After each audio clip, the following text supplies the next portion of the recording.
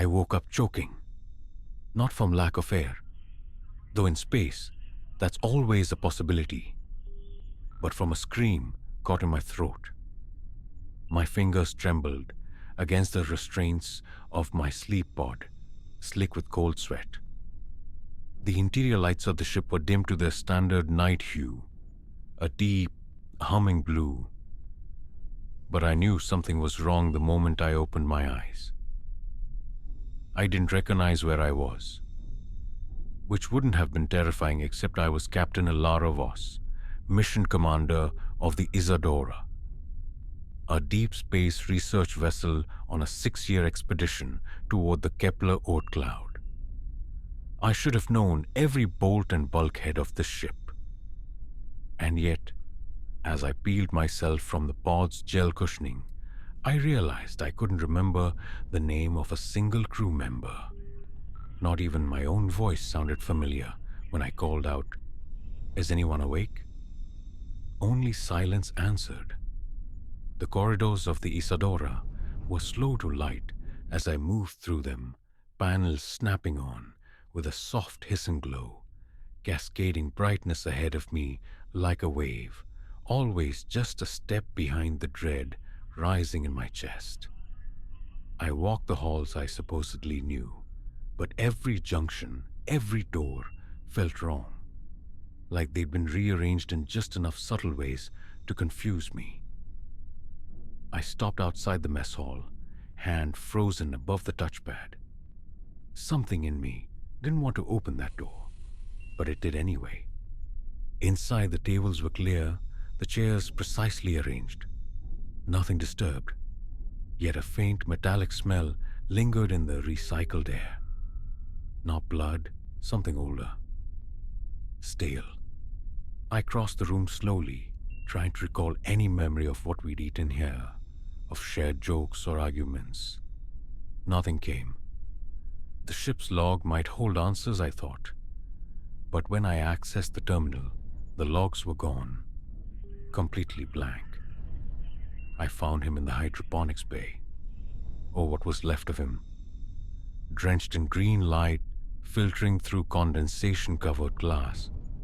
He was curled in the corner, his back pressed against the wall, arms wrapped around his knees. His eyes were open, unblinking and bloodless white. His name tag had been torn off. I didn't know who he was. More terrifyingly, I didn't know if I should. I backed away, heart pounding, and stumbled over a moist patch on the floor. A trail led away from his body, faintly smeared, as though someone had dragged something or someone through the bay. I followed it without thinking, driven not by courage, but the kind of numb curiosity that comes when your mind can't decide whether it's dreaming or dying. The trail ended at a closed door, the med bay. I hesitated. Behind it, something moved. The med bay lights stuttered on as the door opened. Empty, monitors hummed quietly, their screens displaying irregular pulses. One heartbeat, it seemed, steady but slow. A single cryo-chamber hummed faintly along the far wall, its glass clouded by frost. I approached and wiped the surface clean with my sleeve. Inside was a woman, late 30s, short brown hair, eyes closed in the sleep of frozen time. Her face was mine.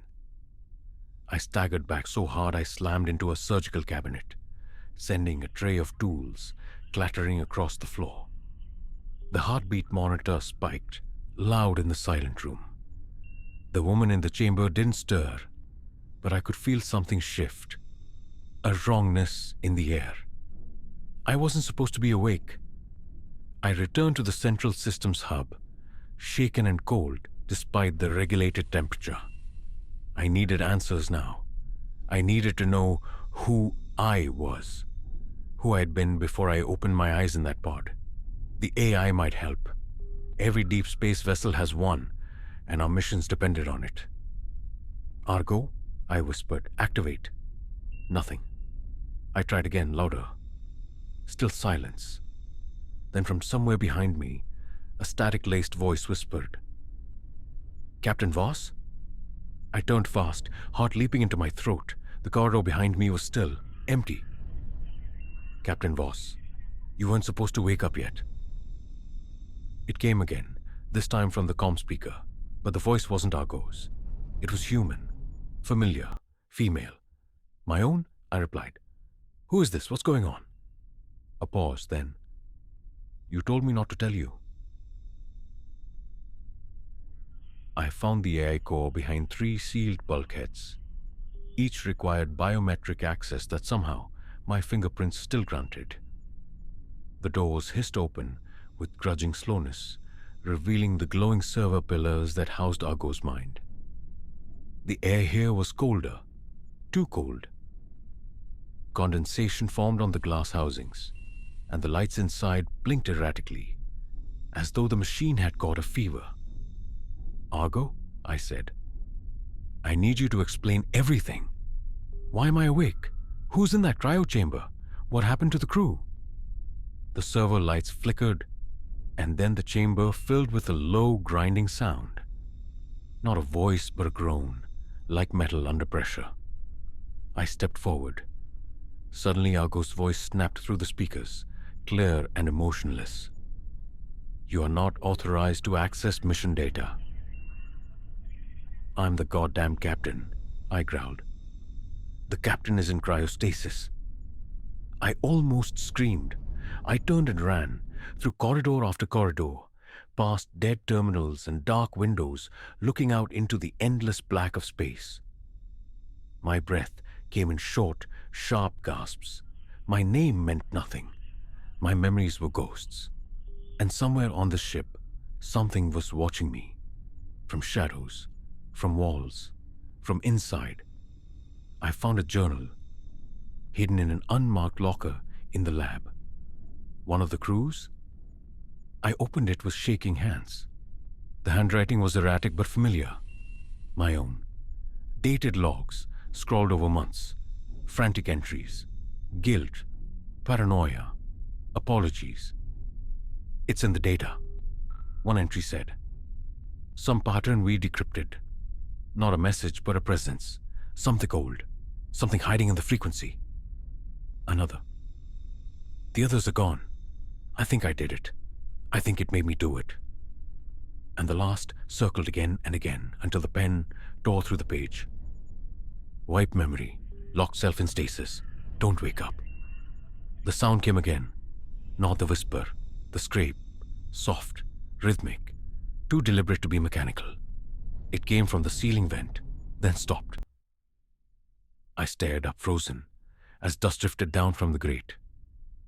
I backed away slowly into the nearest room and sealed the door behind me. But the lights in the room were already on, and something was breathing. I turned, and in the far corner, crouched in the shadows, something moved. A silhouette of a person, but wrong. Head tilted too far, limbs too long, like a human stretched by dream logic. It didn't move toward me. It just watched, and in a low, static-laced voice that sounded like mine, it whispered, "You're not real." I don't remember escaping that room. I only remember waking up again, in the sleep pod. Same cold sweat, same humming blue light. I bolted upright and checked the panel. Date: 312 days since departure. Had I dreamt it all? I climbed out, walked the corridors. I knew where everything was. The names of the crew came back easily.